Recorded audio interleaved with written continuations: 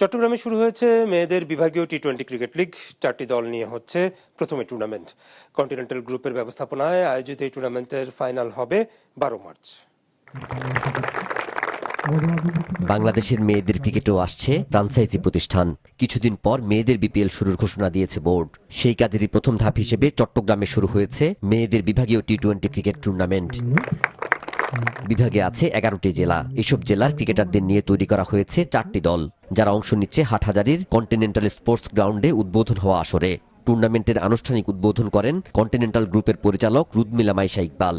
আমাদের দেশে তো ফিমেল ক্রিকেট নিয়ে এখনো ওদেরকে ওরকম অপরচুনিটি দেওয়া হচ্ছে না। সো আমরা যে অপরচুনিটি ওরা পাচ্ছে, সো উই উড এক্সপেক্ট সবাই সাপোর্ট করবে, ওদেরকে লাভ দিবে, সো দ্যাট বাংলাদেশের ফিমেলরা আরও স্পোর্টসে পার্টিসিপেট করে, দে ক্যান ডু বেটার ইনশাল্লাহ ফিউচারে। উদ্বোধনী এ আয়োজনে উপস্থিত থাকা বোর্ডের উইমেন্স উইং এর নির্বাচক ও সাবেক অধিনায়ক সালমা খাতুন মুগ্ধ টি-20 টুর্নামেন্টের মাঠের লড়াই দেখে।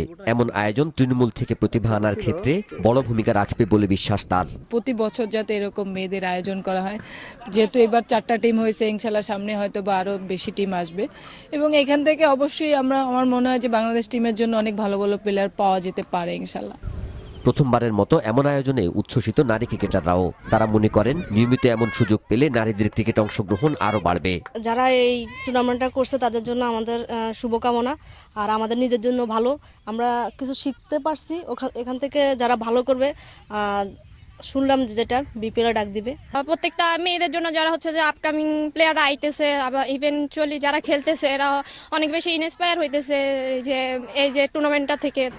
কন্টিনেন্টাল গ্রুপের ব্যবস্থাপনায় আয়োজিত এই টুর্নামেন্টের ফাইনাল হবে আগামী 12ই মার্চ।